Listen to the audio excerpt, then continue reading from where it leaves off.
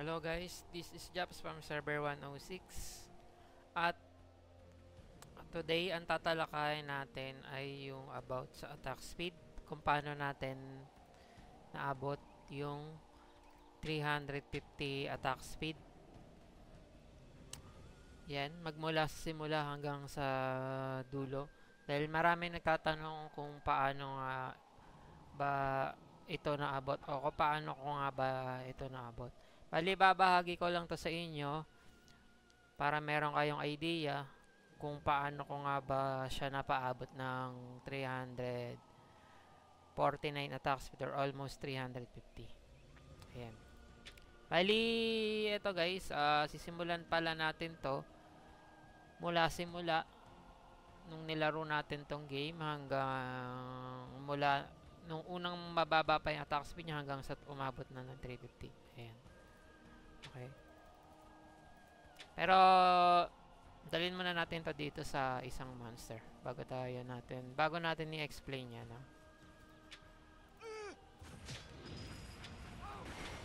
Ayan. Kita nyo, 'di ba? Yung stats natin is 2,647 AG, 2,160 naman yung ENG. At yung STR naman, mapapansin nyo, is only 26, tsaka yung stamina. Hindi natin nilagyan yan. Mula level 1, ang stats ng Magic Gladiator is lahat yan is 26. But dahil umabot na tayo sa ganitong level, kaya napataas na natin siya nang umabot siya ng 2,647 and 2,060 yung energy. Bali, ganito yung ginawa ko guys. Ang unang tip natin dyan sa inyo guys ay ang tier 12 set ay meron siyang 2,135 and yung AG niya is 384. So, yung tier 12 set, yan yung recommended na stats na kailangan lang ng iyong energy. At yung AG naman, mapapansin nyo, 854. So, yung AG ko is 2,600, no? Tingnan nyo. Ang laki ng pinagkaiba. Kasi, every time na nagdadagdag ka ng AG, tumataas yung iyong attack speed. So, nandito na yung sa question. Bakit, mataas ganito kataas yung ating AG? Ang unang may sasagot ko sa inyo dyan, bakit tumaas ang ating ganyan na AG? Kasi ang Magic Gladiator per level neto ay 6 stats. 6 stats to per level. So, yun. Isa yun sa number 1 reason bakit mataas yung stats natin. Yung AG. Tsaka ang question naman, bakit yung stats natin ay nakafix lang dito sa record energy, 2,135 lang. Kasi kapag ikaw ay nag-upgrade na ng tier 13, halos parehas lang yan ng energy. 2,135 yung tier 13, tier 14 ganun din, 2,135, pati yung tier 15 yan. So lahat ng tier guys, mapapansin nyo, pare-parehas lang yung energy na kailangan. Kaya hindi ko na siya pinataas pa. At bigyan ko lang kayo ng idea guys. Ang question pagdating naman sa ibang class, ang kasi ang Magic Gladiator, dahil sa taas ng kanyang stats, yung energy niya mas mataas kesa sa sa Wizard. Sa Wizard kasi 1,552 lang. Kita nyo? Ito yung pang Magic Gladiator. So, ang susundan nyo lang yung required energy ng tier 12. Yan. Kahit anong class yan guys, tier 12 lang ang susundan nyo. Yan. Pagdating dito sa sama na rin, 1,545 lang. Yan lang ang ilalagyan nyo. And then next, ano yung pangalawang kailangan nyo para maabot nyo yung itong 340 na attack speed? Yung sinunod ko guys is yung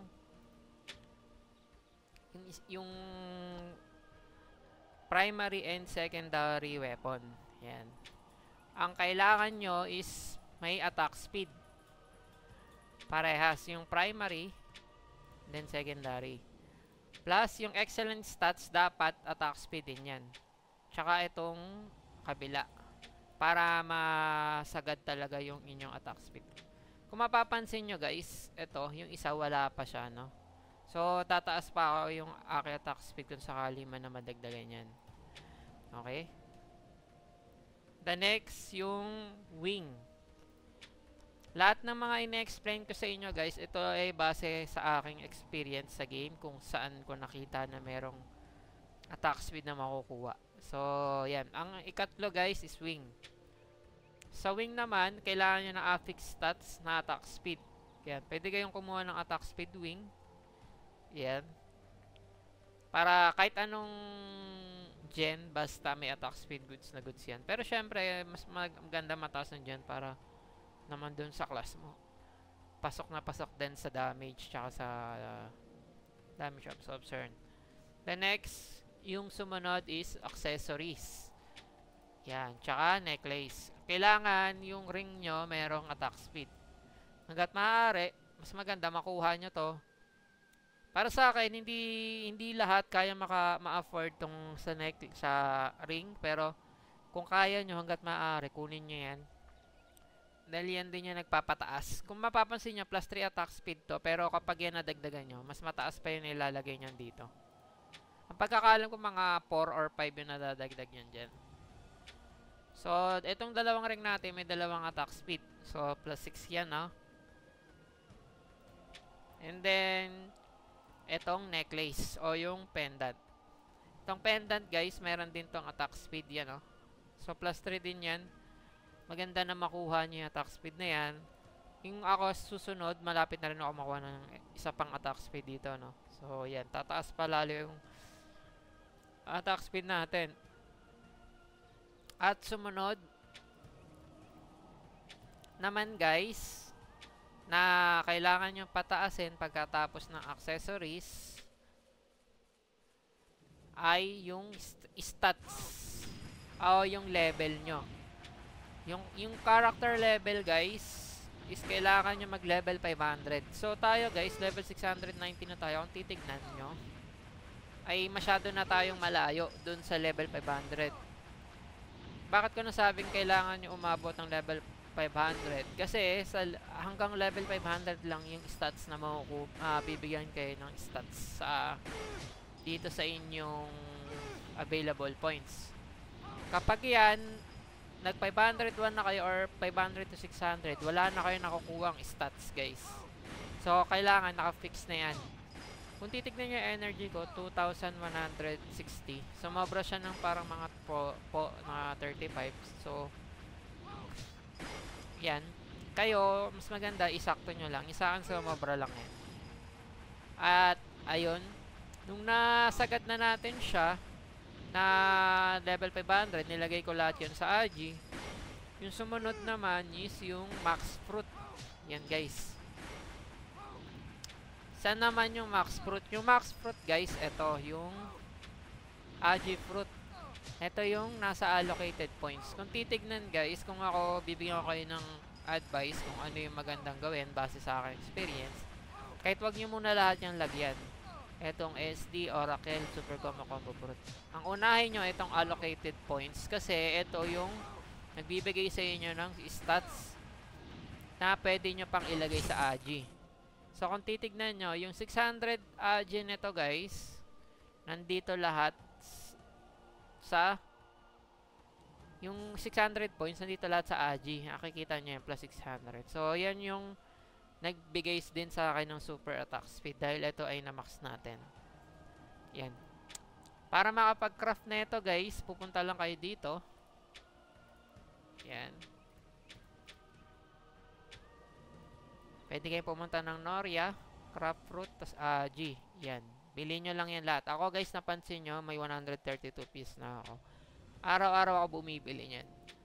Kaya, pagdating natin sa 650, magdadagdag na lang tayo ulit. Kasi kapag nag 650 na tayo, guys, magiging 650 na rin tong stats na to.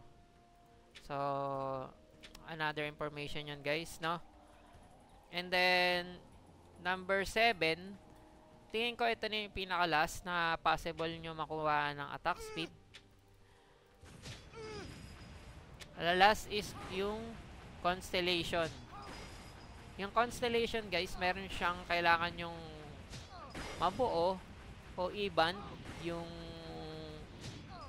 bonus attack speed na yan, yung 1%. Pwede nyo makuha yung legendary quality na 3%. Ito guys, malaki bigay niyan guys. Kahit 1% yan. Yung double check natin. Kung titignan nyo, 349. Kapag yan tinanggal ko, yung Aquarius, nakita ko sa inyo kung gaano kahalaga yan. Yan. 345. So, yung 1% na yun, nabawasan ako ng 4 plus 4 attack speed. No? Kaya yan guys, big deal yan kung kailangan nyo rin siyang kung gusto nyo masagad yung attack speed nyo, kompletuhin nyo kaagad yan. So, kaya na lang mag-isip kung gusto nyo kaagad isagad, and activate nyo lang. Yan, plus 3.45%. So, yan. Yan lang naman yung aking 7 tip na pwede nyong pagkuhanan ng attack speed. So, kung may nakikita kayong kulang dito sa aking information, pwede nyong i-comment, no? At huwag kayong mahiyang magtanong kung ano man yung mga katanungan nyo. So, itong information na to guys ay base sa aking experience paano natin naabot yung 349 attack speed. So, sa inaharap, tataas at tataas pa yan. But sa ngayon, ito yung aking update na ginawa para mapataas yung attack speed. Yun. Siguro dito na tayo magtatapos sa ating content kasi medyo mahaba na, no guys. At ako yung magpapaalam na. This is Japs from server 106. Bye bye guys.